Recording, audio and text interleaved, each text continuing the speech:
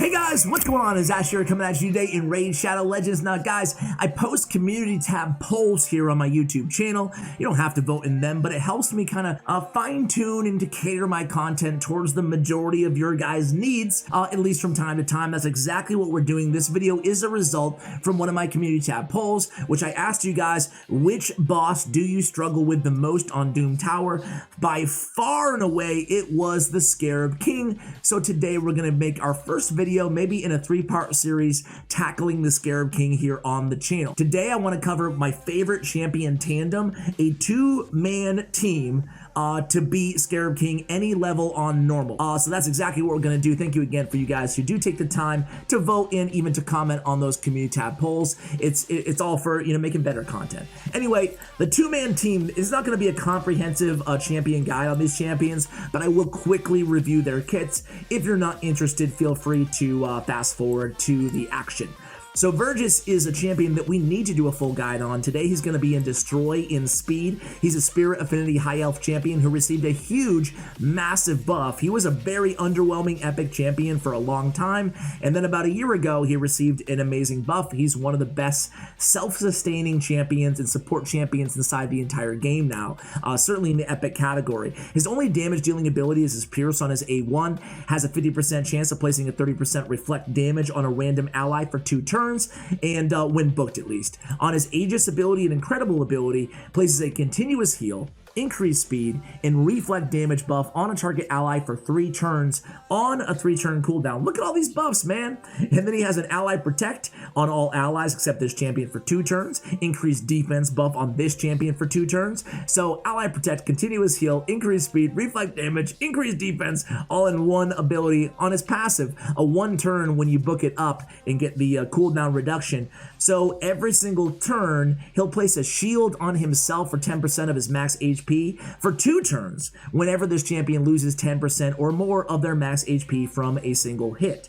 Also, places a continuous heal buff on this champion for 2 turns each time their HP drops below 50%. So he's going to be healing himself, increased defense on himself, reflect damage. He's got a lot that he's bringing to the table. He also has, won't matter in this video talking about Scarab King and Doom Tower, but he also has an incredible aura, one of the best, if not the best, allied defense in dungeons for a non-legendary champion.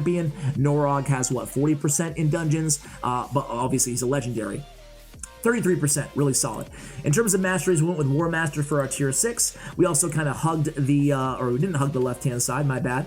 He actually ends at Lasting Gifts. And by the way, guys, we are going to two-man this on Doom Tower. However, we're not going to do this because it's kind of a cheesy method to use, but if you pick up Spirit Haste on both of these champions, and then you put 3 food champions, or 2 food champions, or 1, depending on how many champions are on your team, they die right away, and you pick up an extra 24 speed along the rest of the run, which will help you a lot. Again, we won't do this because a little bit of a cheese method. You can still win without using it, but just figured I'd mention that.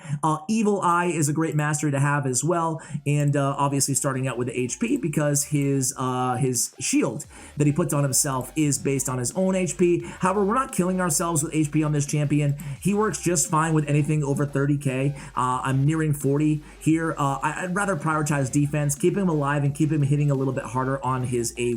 So I have 4k defense, 205 speed, 79 and 221.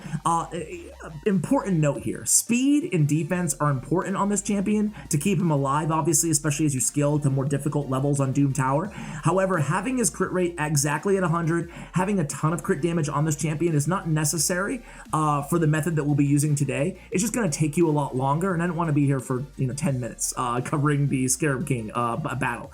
Having him in Destroy set is great, but you know what? You don't have to just use 2 champions. You can easily use an Armiger or a Coulter or something as a 3rd champion on this team and have them in the Destroy set. But because we want to two-man this, we're putting Vergis in the Destroy set. So just kind of another note for you guys. We have defense on the chest. We have crit damage on the gauntlets, able to get crit rate from other stats. Again, crit rate on the gauntlets, just fine. Just going to take you some longer, right, without that extra crit damage. Speed on the boots. We have crit damage on the amulet, excuse me. We have defense on the ring with HP substat, and we have defense on the banner. You could obviously use HP as well. So that's Vergis. Draconis is the second champion. Draconis has a heal on his A1. there's gonna be beautiful synergy on almost every ability between these two champions. We get a heal on Vergis from Draconis' A1. We have a heal in remove debuff on Vergis from his A3, Order of Mercy, and we have a shield on both champions on the A2. It's really nice because they're both putting shields up, which is great against Scarab King, obviously. We have the Destroy gear to, decrease max HP on Vergis, and we also have the Ally Protect that's going from Vergis to Draconis, right? So there's a lot of synergy here. I really love these two champions as a tandem team together.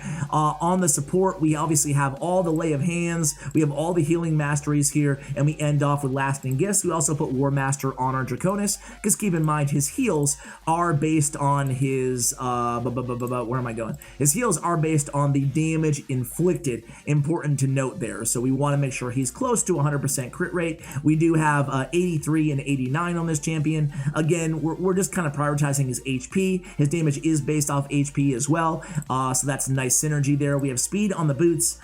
We have defense on the chest, and we have crit rate on the gauntlets here on our Draconis. Let's stop talking. Let's get into the action here, and you will see how these two champions work so well together. And again, we're going to go against the highest Scarab King there is, which is normal for 100 here. And these two champions together, obviously the aura doesn't matter, but Draconis does not have one himself. So the waves are going to be super easy. Well, the whole fight's going to be pretty easy, right? But you guys will see already out the gate here the beautiful synergy. And listen, you don't have to just use these two champions.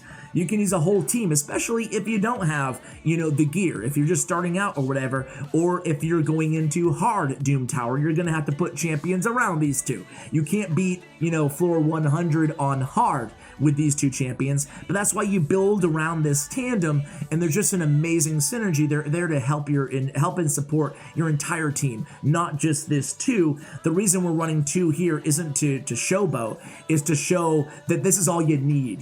This is all you need for normal Doom Tower.